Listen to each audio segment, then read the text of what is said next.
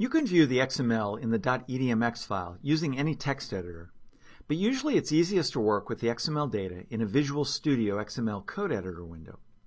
This has the advantage of color-coding the XML, performing checks of well-formedness, and providing IntelliSense if you modify the XML by hand.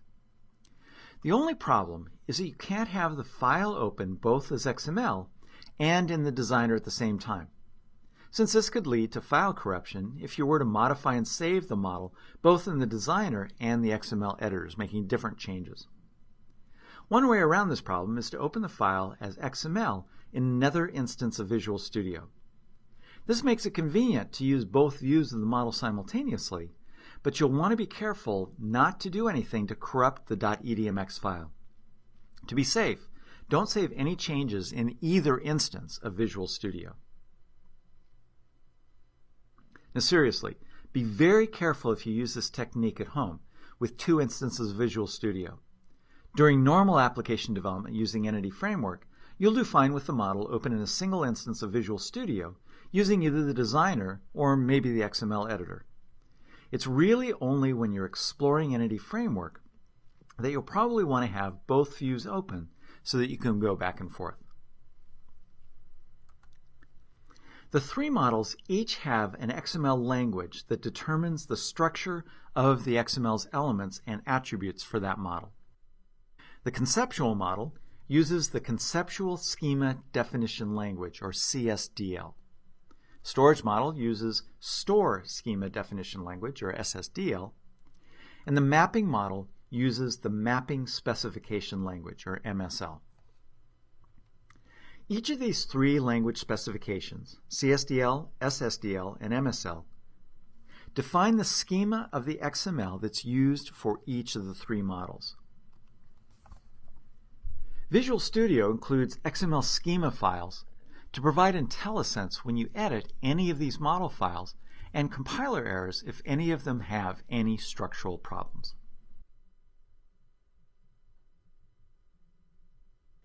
Here I have the AWLT project with the AWLT model in the designer.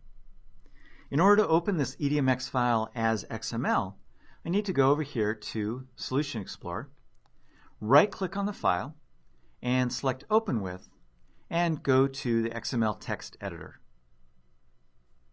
And I'll click on OK, and I get this dialog box saying that the document blah blah blah is already open. Do you want to close it? If I select No, then I'm just going to stay within the designer. So I'll select Yes. That closes the designer and opens up the raw XML.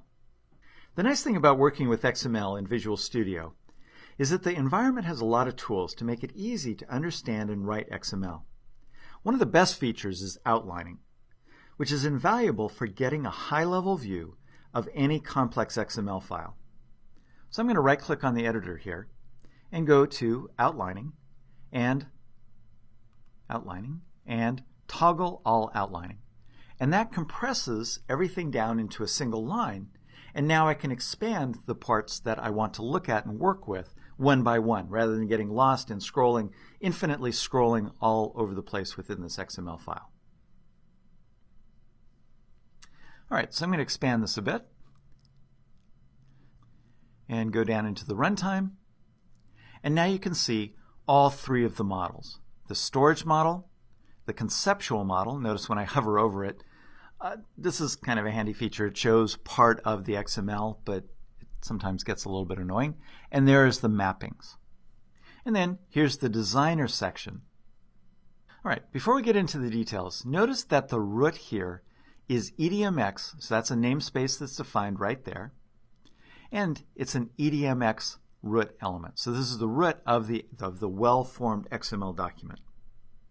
This contains attributes for the version number. So this is based on version 3.0, which is Entity Framework 6.1, the actual public version number for Entity Framework. And then, as I mentioned, the EDMX namespace URI. So that element contains two child elements, runtime and designer. Talk about that momentarily. The root EDMX element here contains two sub-elements. Runtime, which I'll look at a little bit later, and then this designer section. All right, so let's take a look at this designer section first. So I'm going to collapse that section and expand designer.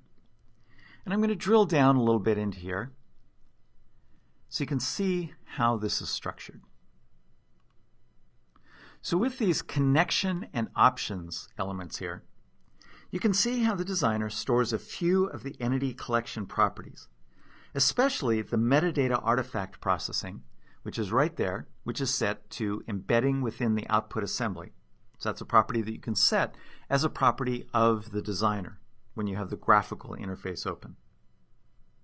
And then options has various other options that apply as you're working with the designer in order to create objects. And then you can see there's this diagrams content right there, or diagrams element.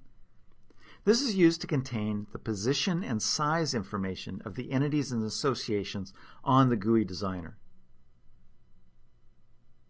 Now this is empty here because in earlier versions of Entity Framework, this contained all that information. If the customer entity was located at position 1010 and had a width of 45 and a height of 67, that would be stored here, so that the next time that you open up the model, the designer would show the entities in the same configuration as you saw before. But in later versions of Entity Framework, that information is now contained in a different file. So we can go over here to Solution Explorer and find the awltmodel.edmx.diagram file right there. And if I open that by double-clicking on it, there you can see all of the different entity objects and their location on the x-axis and the location on the y-axis, and whether or not the object is expanded. You can collapse an entity to save space within the designer, and this indicates whether or not it's expanded or not. So I presume Microsoft split this out into a different file just because the EDMX file was getting too large. But that's just a guess. All right, so there you can see the diagram section and the diagram. Remember, that was empty in the EDMX file. And it contains all of that information. And if you scroll down a little bit, you see these association connector objects. These save each association's position and shape in the designer. If you don't make any changes to the default locations of those associations, then this data doesn't store any information about the location of those lines in the diagram. So that's why so many of these associations just have a reference there. So it's there, and when you open up the designer the next time, it's going to put everything in its default location. But if you make a change to the association, as I did with this association right here, then it's going to save information so that it can redraw that line in whatever configuration I left it in the last time that I had the designer open and saved the model.